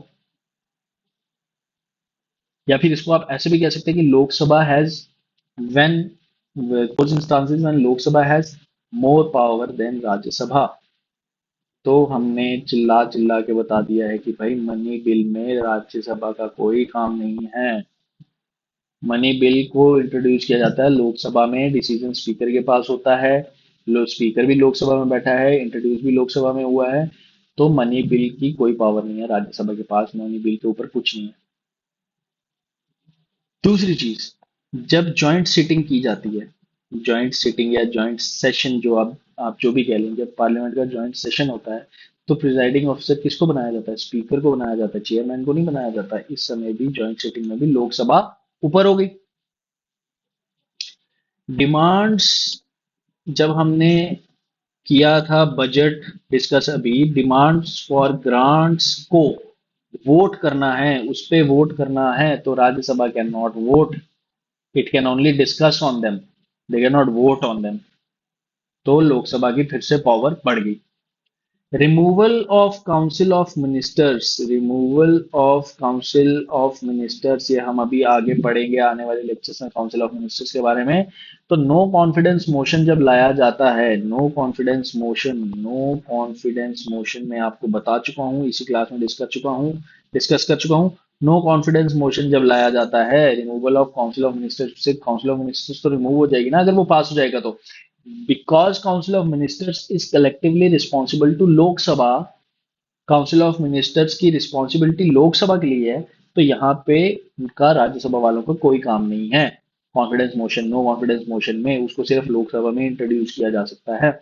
and the discontinuance of national emergency, आप इमरजेंसी लगाते हैं तब तो आपने रोल दे दिया इक्वल। इमरजेंसी जब लगा रहे हैं, प्रोक्लेम प्रोक्लेम प्रोक्लेम जब आपने की, जब आपने घोषणा की, तब तो आपने दोनों को बराबर रखा। लेकिन जब डिसकॉन्टिन्यूस मतलब जब खत्म करनी है इमरजेंसी, तो उस समय सिर्फ लोकसभा पास कर सकती है रेजोल्यूशन को कि हाँ, इसको खत्म करो। That can be done only in the Lok Sabha. Now there are special powers of Rajya Sabha, Rajya Sabha की कुछ स्पेशल पावर्स होते हैं, ठीक है, कुछ राज्यसभा के स्पेशल पावर्स होते हैं when Rajya Sabha is more powerful than Lok Sabha. तो क्रिएशन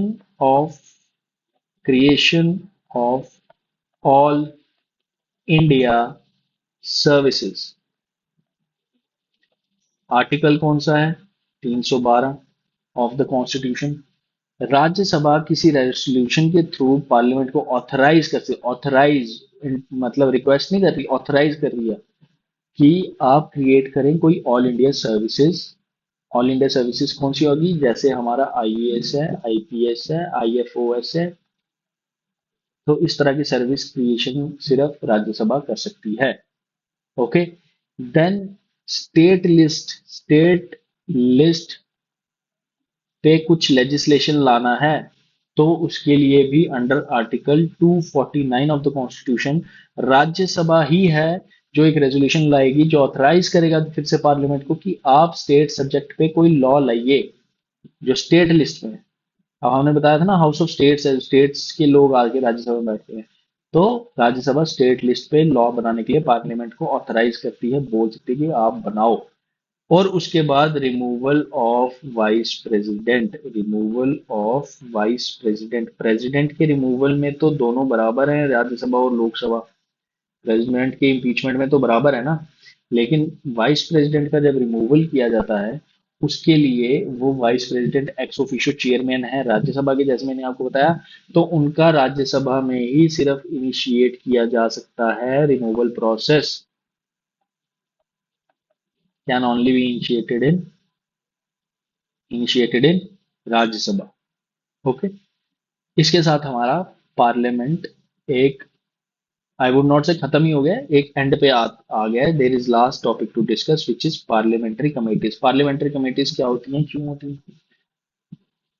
अब मॉडर्न टाइम्स में क्या हो गया है कि पार्लियामेंट के जो फंक्शंस हैं ना वो काफी कॉम्प्लेक्स हो गए हैं, उनका नेचर जो है वो काफी बढ़ गया है। कितना काम होता है भाई, पार्लियामेंट पूरा देश को देखना है, पार्लियामेंट को पूरे देश के रूल्स एंड लॉज बनाने हैं, पूरे देश का खर्चा चलाना है।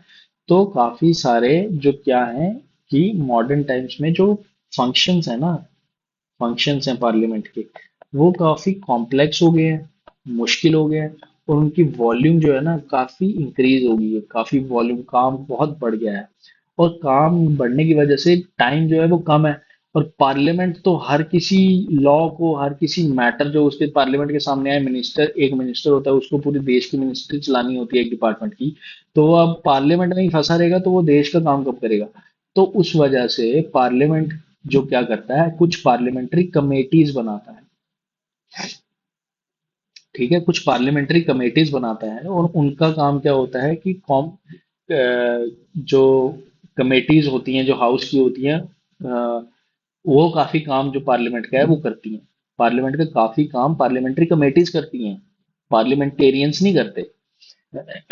तो ये इस वजह से कि कॉम्प्लेक्स काम है, वॉल्यूम काफी ज्यादा है, तो उनके पास इतना टाइम नहीं है कि वो पार्लियामेंट में बैठे रहेंगे। तो इसलिए पार्लियामेंट्री कमेटीज जो है वो उस तरह का काम करती हैं। And what is a parliamentary committee? ये वो कमेटी है, it means a committee obviously जो कि अपॉइंट की जाती है, या तो अपॉइंट की जाती है या फिर इलेक्ट की जाती है बाय हाउस, हाउस यानी राज्यसभा लोकसभा, और नॉमिनेट नॉमिनेट भी करी जा सकती है, और nominated by whom, by speaker, by chairman of Lok Sabha and Rajya Sabha respectively. ठीक है ना, रिस्पेक्टिवली, रिस्पेक्टिवली का मतलब है लोकसभा के ये, राज्यसभा के ये।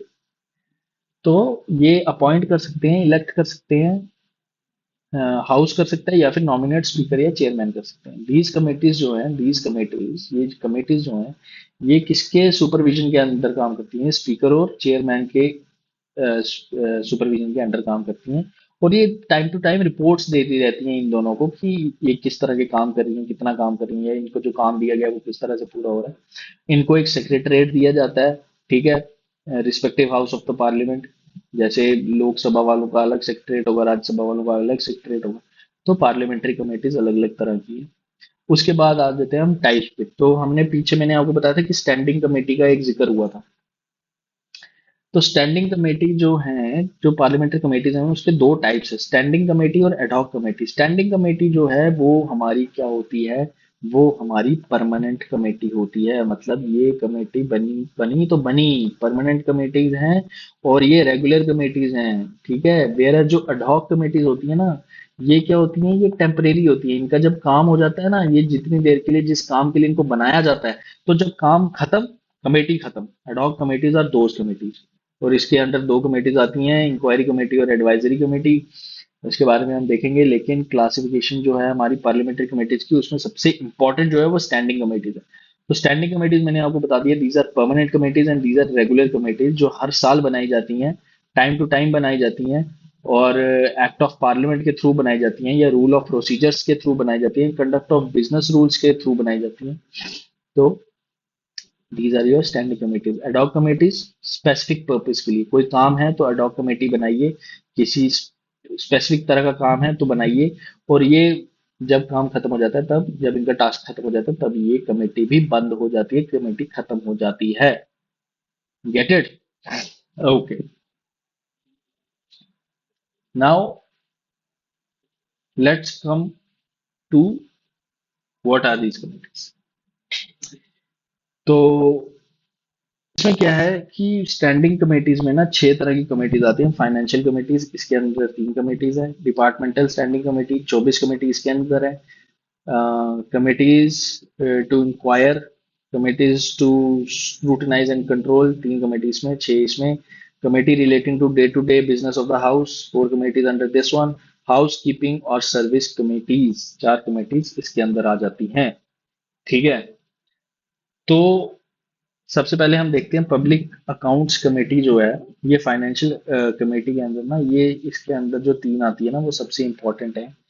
पहली तो है पब्लिक अकाउंट्स कमेटी।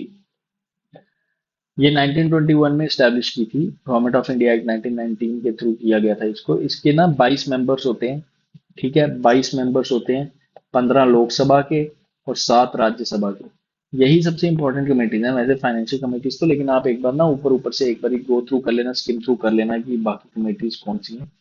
लेकिन ये 3 मैं आपको एक्सप्लेन कर देता हूँ, बाकी एक्सप्लेन करने का तो कुछ है नहीं, इसमें आपको याद रखना पड़ेगा। It has 22 members. इसका इलेक्शन मेथड ये है कि जो कमेटीज के मेंबर्स होते हैं वो प्रोपोर्शनल रिप्रेजेंटेशन से इलेक्ट किए जाते हैं, and then again S T V through by means of single transferable vote, जो कि मैं बहुत अच्छे से बता चुका हूँ। इसका चेयरमैन जो है वो अपॉइंट किया जाता है बाय द स्पीकर। ठीक है। तो इसका जो टेन्योर रहता है वो 1 साल का रहता है। और जो हमारे controller and auditor general of India है, कैग है, वो ही और she acts as a friend और फिलोसफर, गाइड, जो इस कमेटी को वो गाइड करते हैं। तो इसका इंपॉर्टेंट फंक्शन हर कमेटी के अलग अलग हैं। इसका इंपॉर्टेंट फंक्शन है कि ये जो ऑडिट रिपोर्ट्स होती हैं related to accounts of union, उनको एग्जामिन करती हैं।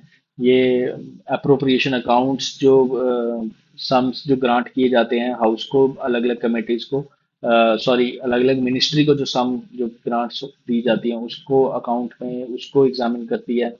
तो ये अप्रोप्रिएशन अकाउंट्स जो मैंने बताए थे, बजट के टाइम पे बनते हैं, उनको असर्टेन करती है किसको कितना जो अमाउंट दिया गया है, जो उनको पार्लियामेंट है जो ऑथराइज कर रहा है वो अमाउंट स्पेंड करने के लिए, तो उसको भी एग्जामिन करती है। देन ये कमेटीज कुछ इरेगुलरिटीज जो एक्सपेंडिचर में हो रही है गवर्नमेंट, ठीक है ना, गवर्नमेंट अगर कोई इरेगुलरिटीज कर रही है एक्सपेंडिचर में, कि इन्होंने तो इतने खर्चे के लिए बोला था, इतना खर्चा कर दिया, जैसा भी है, तो उसके लिए भी देखती है। और अगर कोई वेस्टफुल एक्सपेंडिचर कर रही है कमेटी, गवर्नमेंट, या कोई करप्शन कर रही है कोई मिनिस्ट्री, कोई वेस्टफुल एक्सपेंडिचर कर रही है वो मिनिस्ट्री अपने दिए हुए पैसे के साथ, या इनएफिशिएंटली काम कर रही है, तो उन सब चीजों के लिए भी ये कमेटी देखेगी, उन सब चीजों को भी जज करेगी। ठीक है, उन सब चीजों के बारे में भी इस कमेटी को पावर है to look into all those things. Then comes the estimates committee. Estimates committee, ठीक है, ये इनका क्या है, इनका कंपोजिशन जो है 30 मेंबर्स की है, जो लोकसभा से बिलोंग करते हैं। इसके सारे मेंबर्स लोकसभा से ही आते हैं। और मिनिस्टर इसका मेंबर नहीं हो सकता। मिनिस्टर जो हैं can not be A member. इसका मिनिस्टर नहीं मेंबर हो सकते। इसकी भी इलेक्शन प्रोसीजर वही है, proportional representation bye means of single transferable vote. ठीक है ना, जैसे मैंने आपको बताया ऊपर। इनके जो चेयरमैन होते हैं वो भी स्पीकर अपॉइंट करते हैं, और इनका टेन्योर जो है वो भी 1 साल रहता है। इनके भी कुछ इंपॉर्टेंट फंक्शन है कि ये ऑर्गेनाइजेशन में जिस तरह की एफिशिएंटली काम करें, एडमिनिस्ट्रेटिव रिफॉर्म लाएं अपनी ऑर्गेनाइजेशन में, पॉलिसी जिस तरह की चल रही है उस पॉलिसी से कंसिस्टेंट रह के काम करें। एस्टिमेट्स ये ऑल्टरनेटिव पॉलिसीज बताएं जिससे एफिशिएंसी आए इकोनॉमी में। ऑल्टरनेटिव पॉलिसीज समझते हैं ना आपकी, जो पॉलिसीज चल रही हैं उनके अलावा कोई पॉलिसीज बताएं जिससे इकोनॉमी में कुछ और बेहतरी की जा सके। ये ये भी एग्जामिन करते हैं कि जो मनी जो दी गई है, जो पैसा दिया गया है गवर्नमेंट को, वो पॉलिसी जो रन कर रहे हैं उसकी लिमिट्स के अंदर है या नहीं है, इज इट रिक्वायर्ड और नॉट। देन दे सजेस्ट के कुछ एस्टिमेट्स, ये कुछ एस्टिमेट्स जो हैं वो फॉर्म करके, कुछ एस्टिमेट्स जो प्रेजेंट किए जाते हैं ना पार्लियामेंट को, कि इस तरह के आई वुड से किस like I have explained you earlier, जिससे एफिशिएंसी बढ़े, इम्प्लीमेंटेशन में आसानी हो, तो उस तरह से एक जो पार्लियामेंट को प्रेजेंट करते हैं अपने फंक्शंस, इनके फंक्शंस में वो भी इंक्लूड होता है। इसके बाद एक आता है committee on public undertakings. Committee on public undertakings.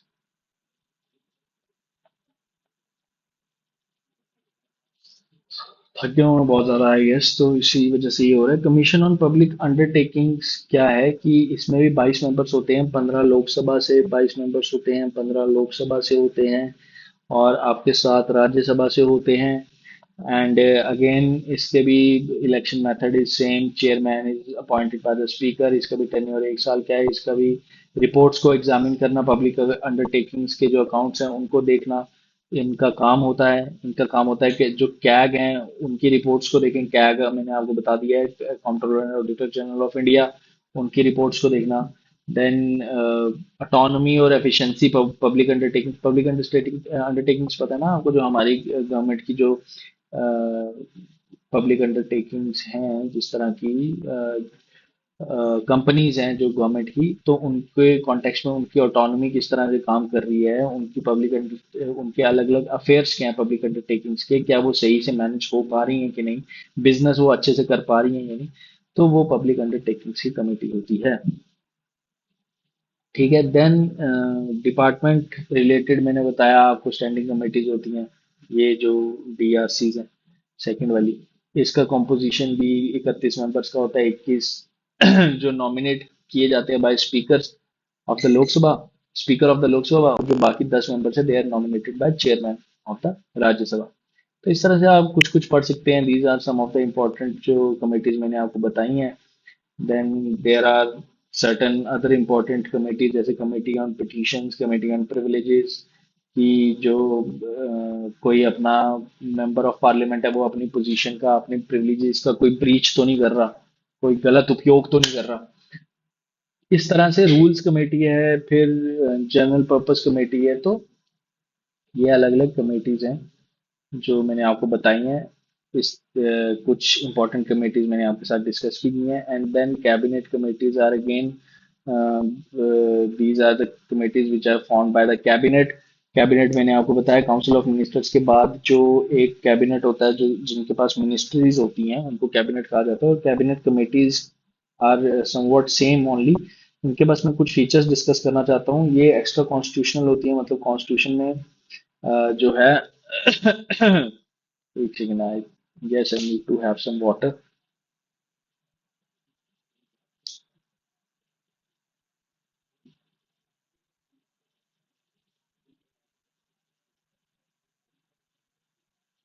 तो कॉन्स्टिट्यूशनल है जिसका मतलब ये है कि इनका मेंशन नहीं है कोई कॉन्स्टिट्यूशन में। ये रूल्स ऑफ बिजनेस जो है हमारे हाउस के, वो प्रोवाइड करते हैं इनकी इस्टेब्लिशमेंट के लिए। इसमें भी स्टैंडिंग एंड अडॉक कमेटीज होती हैं। इसमें भी दो तरह की हैं, सिमिलर है बिल्कुल जैसे ऊपर हमने पढ़ा। बस ये कुछ फर्क है इनमें कि इनको प्राइम मिनिस्टर सेटअप करते हैं। इनकी मेंबरशिप वेरी करती है, कुछ की ज्यादा होते हैं, कुछ के कम होते हैं, 3 to 8, कुछ 3 से 8 तक इनकी मेंबरशिप होती है। किसी में 3 होते हैं, किसी में 8 होते हैं, किसी में इस नंबर के बीच में ये वेरी करती रहती है। Now these are mostly headed by prime minister, home minister and finance minister. और कम, जिस कमेटी के मेंबर आ गए ना प्राइम मिनिस्टर, तो प्राइम मिनिस्टर तो सबसे बड़े हैं, तो ऑटोमेटिकली वो उसके हेड भी बन जाते हैं। ठीक है। और ये ऑर्गेनाइजेशनल डिवाइस है। ऑर्गेनाइजेशनल डिवाइस का क्या मतलब है कि ये जो कैबिनेट का काफी ज्यादा वर्कलोड है ना, बस उसको ऑर्गेनाइज करने के लिए काम करते हैं कि इन डेप्थ एग्जामिनेशन, जो पॉलिसीज इश्यूज हैं, जो इफेक्टिव कोऑर्डिनेशन हो जाए उनकी, जो पॉलिसी इशू है उसका एग्जामिनेशन का मतलब ये है कि उसको ध्यान से देख सकें। इन डेप्थ एग्जामिनेशन मतलब ध्यान से उसके बीच की जो बारीकियां उनको पता कर सके कि किस तरह से हमारी जो पॉलिसी में क्या इश्यूज हैं। जैसे मतलब अगर कोई पॉलिसी है वो अच्छे से काम कर रही है, उसके अगर नहीं कर रही तो क्या रीजंस हैं, उसका बेनिफिशियरी तक उसका फायदा पहुंच रहा है कि नहीं पहुंच रहा। तो these cabinet committees are for that type of work. ठीक है, ये उनका वर्कलोड कम करती हैं। मैंने आपको जैसे बताया वर्कलोड कम करती हैं और एग्जामिन करती हैं। किस चीज की एग्जामिनेशन करती हैं? दे एग्जामिन द पॉलिसी इश्यूज। जो कैबिनेट या जो मिनिस्टर पॉलिसी बना रहा है उस पॉलिसी में क्या इशू आ रहा है, तो ये उन चीजों को एग्जामिन करती हैं। बाकी there is some list at present, there are just 8 functional जो हैं कैबिनेट कमेटीज हैं। जैसे मैंने आपको बताया, cabinet committee on political affairs, economic affairs, security, parliamentary affairs, accommodation, appointments of committees of the cabinet, cabinet committees on investment and growth, cabinet committees on employment and skill development। उसके बाद क्या है कि उसके बाद आता है आपका group of ministers. Group of ministers क्या होते हैं? ये ग्रुप ऑफ मिनिस्टर्स जो हैं इनको एम्पावर किया जाता है। ये मैंने लिखा एम्पावर्ड, ये मेरे ख्याल से पढ़ा हम जा रहे हैं अच्छे से।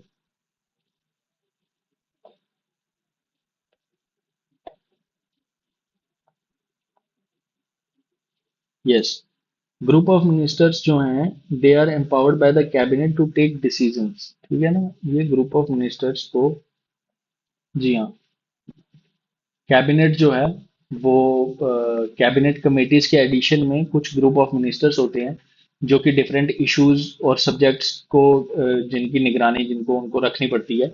सो ये ग्रुप ऑफ मिनिस्टर्स जो है ना ये एम्पावर किए जाते हैं to take decisions on behalf of the cabinet. ये कैबिनेट के बिहाफ पे डिसीजंस ले सकते हैं, इनको कैबिनेट ने एम्पावर किया होता है। उसे ग्रुप ऑफ हम मिनिस्टर्स कहते हैं। तो ये आपका हो गया कैबिनेट कमेटीज। अब एक लास्ट जो आपने करना है वो ये है कि स्टेट लेजिस्लेचर जो है उसमें इसी तरह से गवर्नर है, स्टेट लेजिस्लेटिव असेंबली है, स्टेट लेजिस्लेटिव काउंसिल है। वो भी बाई कैमरल जब होती है तब स्टेट लेजिस्लेटिव काउंसिल्स आती हैं। ठीक है। नाउ दीज जो हमने आज पढ़ा ना, parliament, that is exactly I would से 90% सेम। बस आपको आर्टिकल्स अलग अलग देखने पड़ेंगे, एक्सप्लेनेशन वही है। उसमें भी उसी तरह से बिल पास किया जाता है, यहाँ भी इसी तरह से बिल पास किया जाता है। उधर जिस तरह से मैंने आपको आज प्रेसिडेंट पढ़ाया उसी तरह से गवर्नर भी इसी तरह से होता है। लेकिन एक चीज को नोट कीजिए, मैंने आपको भी प्रेसिडेंट नहीं पढ़ाया है, मैंने आपको भी गवर्नर नहीं पढ़ाया। वो मैं आपको अलग क्लास में प्रेसिडेंट और गवर्नर अगली क्लास में पढ़ाऊंगा। ये प्रेसिडेंट और गवर्नर है as a part of the parliament, as a part of state assembly. ठीक है। President as part of parliament मैंने आपको पढ़ाया है, governor as part of state assembly आपको वैसे ही सेम मिलेगा जैसे मैंने आज प्रेसिडेंट पढ़ाया। लेकिन प्रेसिडेंट और गवर्नर स्टैंड अलोन, ये दोनों पोस्ट के बारे में मैं आपको अगली क्लास में अलग से पढ़ाऊंगा। ठीक है।